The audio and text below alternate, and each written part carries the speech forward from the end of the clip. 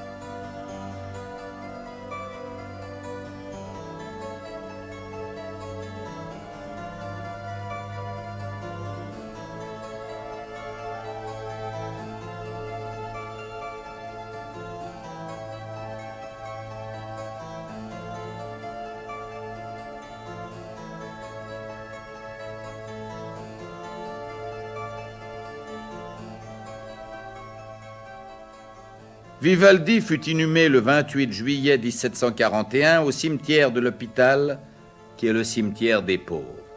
On sait que ses funérailles ont coûté 19 florins et 45 kreutzers.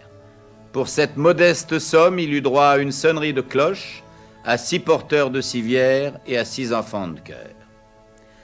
Après sa mort, Vivaldi fut complètement oublié. Son œuvre était passée de mode.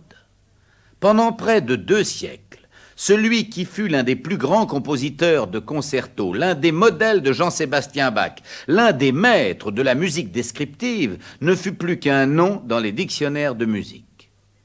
Mais au début du XXe siècle, plusieurs musicologues, et parmi eux un Français, Marc Pincherle, exhument ses partitions, les classent, les analysent, en décrivent l'originalité et la beauté. La résurrection de l'œuvre est due à leurs travaux.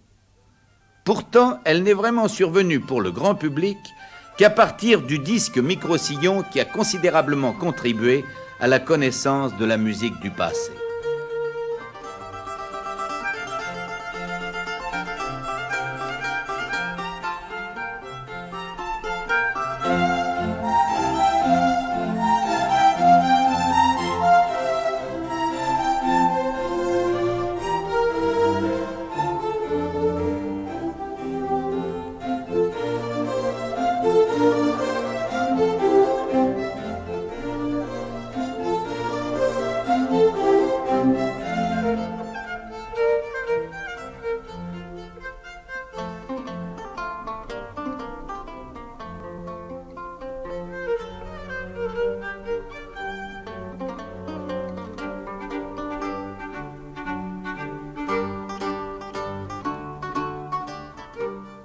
Vivaldi est aujourd'hui l'un des compositeurs les plus appréciés du monde.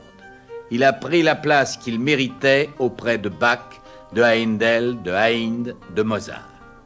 Lorsque nous écoutons l'un de ses concertos, un peu d'imagination suffit pour nous transporter à travers l'espace et le temps dans cette Venise, sa ville natale, qu'il avait tant aimée et où tout n'était qu'allégresse, fête et enchantement.